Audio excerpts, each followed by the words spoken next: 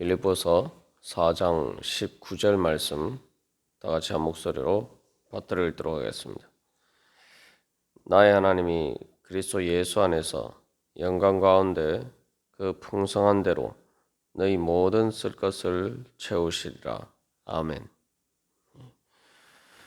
우리가 이 말씀을 통해서 바로 우리가 하나님께 드리고 또 하나님의 일에 필요한 것을 그 필요를 우리가 채우기 위해서 주님 앞에 드릴 때 또 하나님께서 우리의 모든 필요한 쓸 것을 채워주신다 말씀에 대해서 살펴보았습니다. 그래서 이 아무에게나 무조건 하나님이 모든 쓸 것을 채워주시는 것이 아니라 바로 하나님의 은혜에 동참하고자 하는 마음으로 하나님께 드리는 자들에게 주시는 은혜입니다. 그래서 우리가 어제 이 말씀을 통해서 하나님께서 그 모든 쓸 것을 채워주시는 것이 바로 그 하나님의 영광 가운데 그 풍성한 대로 그 영광의 풍성한 것을 따라서 하나님께서 우리의 모든 쓸 것을 채워주신다. 그래서 그 영광의 풍성함이 뭐냐? 바로 영광이라는 것은 하나님의 임재를 의미하고, 근데 하나님께서 임재하실 때 하나님의 영광이 나타나죠. 그래서 하나님께서 우리에게 나타나시는데 바로 우리를 도와주시기 위해서, 우리를 구원해 주시기 위해서, 또 그 안에 당연히 우리의 모든 쓴 것을 채워주시기 위해서 우리들 가운데 임재하시고, 그것을 그 속에서 우리가 참으로 주님께서 주시는 풍성함을 누릴 수 있게 됩니다. 사도 바울의 그 자족의 비결이라는 것들도 바로 하나님께 임재 가운데 있을 때에 비록 어떻게 보면 육신적으로는 여러 가지 필요한 것들이 있고 또 부족한 것들이 있을지 모르지만 더군다나 이 감옥에 갇혀 있으니까 더 그런 상황에 있다라고 볼 수가 있죠.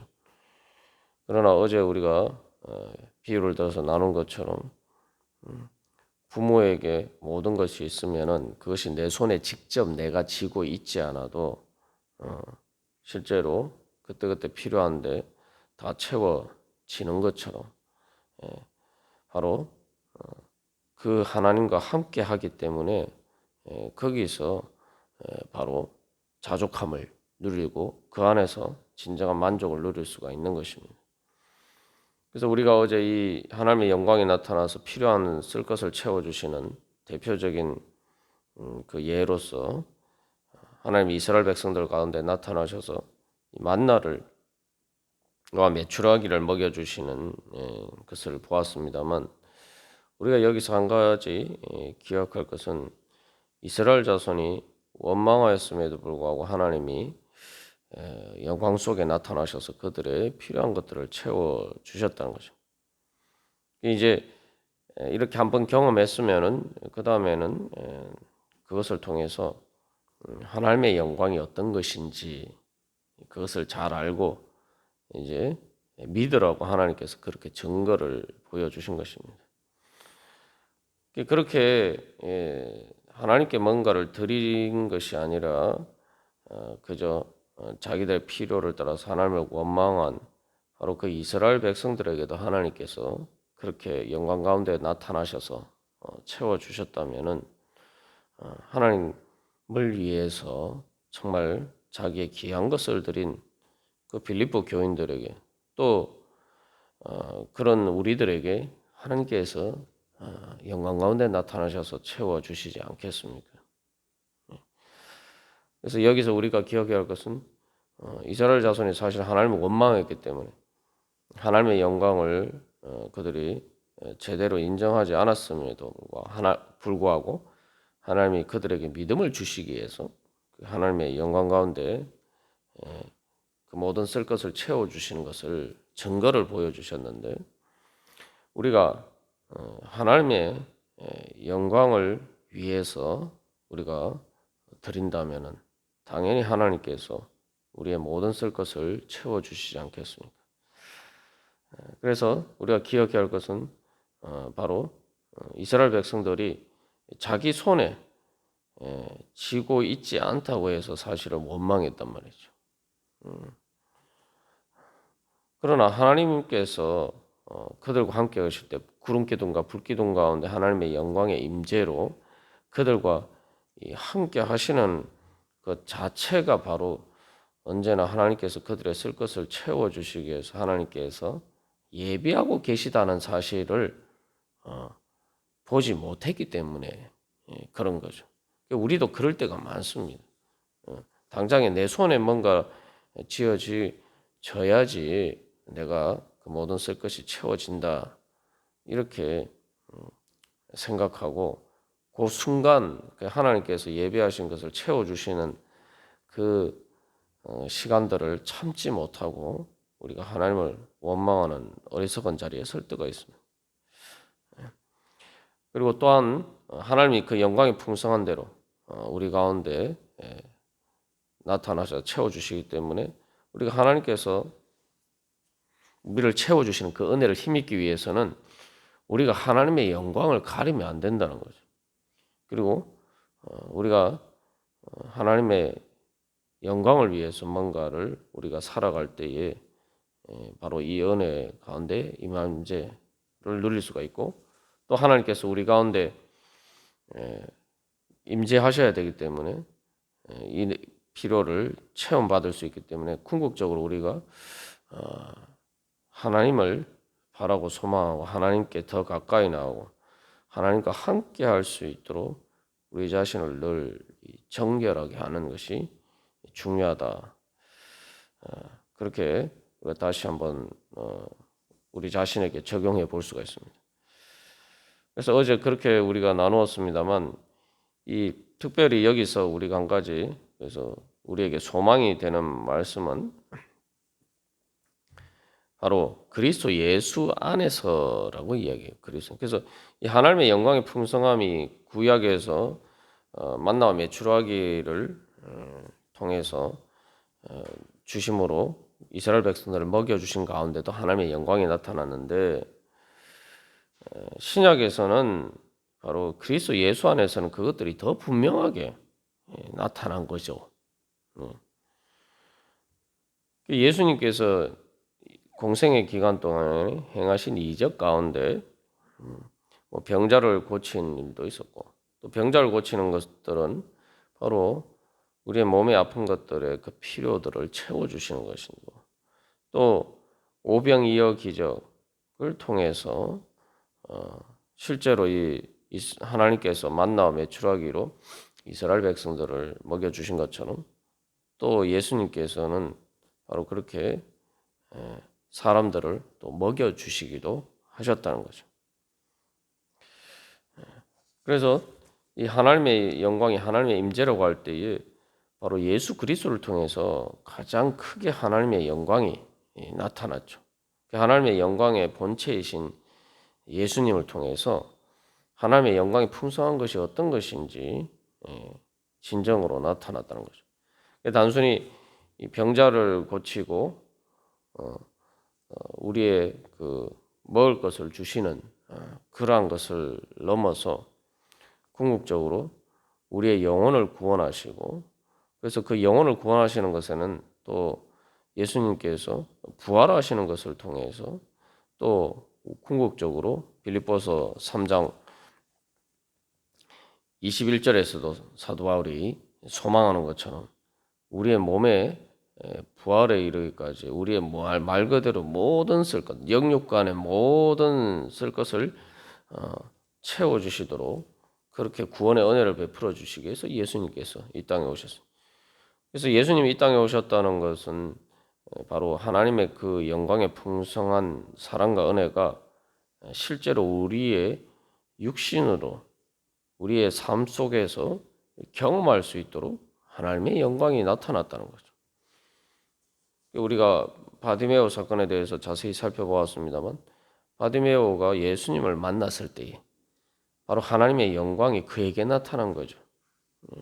그랬을 때에 단순히 내가 오늘 먹고 사는 문제 하루하루 먹고 사는 그런 문제를 넘어서 근본적으로 그 바디메오가 구걸하면서 살 수밖에 없었던 그들의 삶을, 그의 삶 자체를 완전히 통째로 바꾸어 주십니다. 그래서 뭐 단순히 그가 구걸하는데 그냥 동량으로 몇 푼 이렇게 주신 것이 아니라 그저 그날 많은 것들을 구걸해서 얻을 수 있도록 하나님께서 채워주신 정도가 아니라 그의 삶을 바꿔주심으로 이제는 그가 구걸하지 않고도 살 수 있도록 그 삶을 변화시켜 주심으로 근본적으로 그의 필요들을 채워주셨다는 거죠.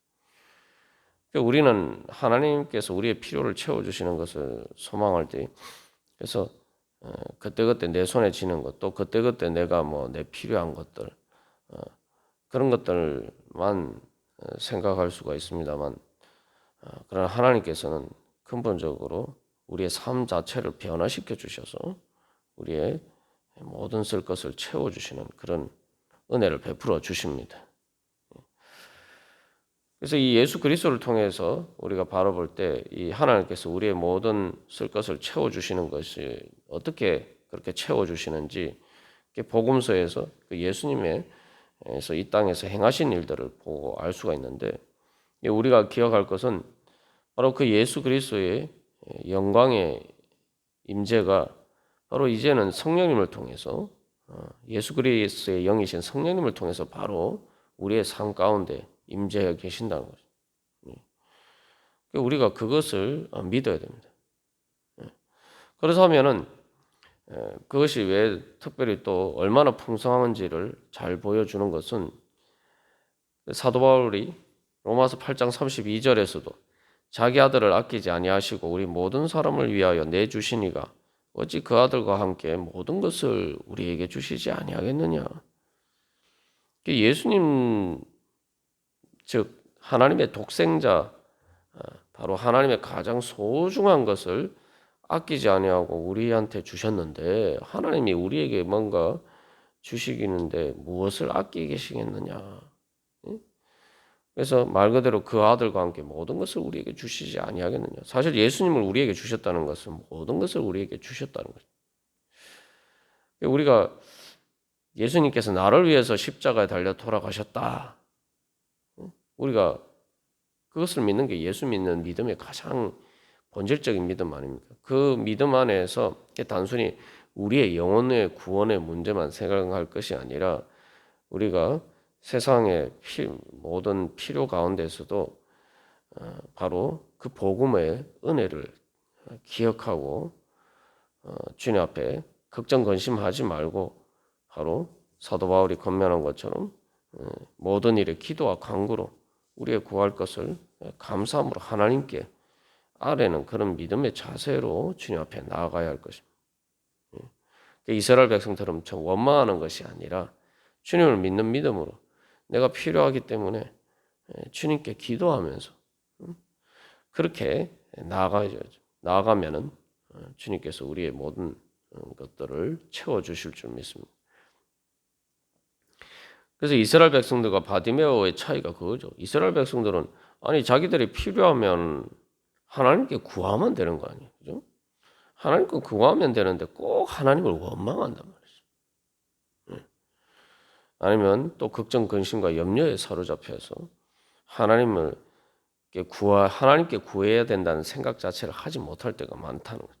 그러나 바디메오는 사람들이 꾸짖을수록 그가 필요할수록 더 원망하는 것이 아니라 더 예수님께 소리 높여 부르짖었습니다. 그래서 우리가 기도할 때도 예수 그리스도의 이름으로 기도합니다. 말 그대로 예수님께서 우리에게 주신 것처럼 우리의 모든 쓸 것을 채우실 것을 믿고 우리가 그렇게 기도할 때 하나님께서 우리의 모든 쓸 것을 채워주시는 은혜를 우리가 경험할 수 있을 것입니다. 그래서 이 예수님에 대해서 이야기를 할 때에 우리가 우리를 위해서 십자가를 지고 고난받으시고 우리를 위해서 죽으신 그 예수님을 기억할 때에 바로 그 예수님이 왜 십자가를 지셨느냐? 그래서 성경에서는 로마서 10장 12절에서도 주께서 한 분이신 주께서 모든 사람의 주가 되사 그를 부르는 모든 사람에게 부요하시도다. 그를 부르는 모든 예수님을 바디메오처럼 믿고 부르는 사람에게 예수님께서 모든 것들을 채워주신다는 거죠. 그리고 고린도후서 8장 9절에서도 우리 주 예수 그리스도의 은혜를 너희가 알거니와 부요하신 이로써 너희를 위하여 가난하게 되심은 그의 가난함으로 말미암아 너희를 부요하게 하려 하심이라. 그래서 십자가를 지실 때 모든 입으신 옷까지 다 벗기움을 당하시고 빼앗기시고 십자가에 달리시고 그의 생명까지 빼앗기셨는데 바로 예수님이 그렇게 가난하게 되신 것은 바로 그렇게 십자가를 지신 것은 우리를 부요하게 하시기 위해서다. 그래서 이 사순절 기간 가운데 우리 다음 주 이제 고난 주간입니다만 다시 한번 우리가 우리의 모든 필요나 쓸 것들을 궁핍한 것들이 있을 때마다 우리가 다른 것을 바라보는 것이 아니라 주님께서 나를 부유하게 하시기 위해서 어떻게 가난해지시고 어떻게 십자가를 지셨는지 우리가 그 예수님을 바라보면서 그래서 예수님이 부활하신 것처럼 그렇게 우리의 모든 정말 채워지지 않을 것 같은 것처럼 보이는 상황 가운데서 마치 광야에서 아무것도 먹을 것이 없는 그 광야에서 만나의 메추라기로 먹여주신 것처럼 주님께서 내 삶의 모든 것들을 어떻게 채워주시는지 우리가 그것을 기대하고 소망하면서 주님의 영광을 삼하며 주님께 영광 돌리는 가운데 바로 하나님의 예수 그리스도의 부유하심으로 우리를 채워주시는 은혜 가운데 나아가시기를 간절히 소망합니다. 다 같이 기도드리시겠습니다.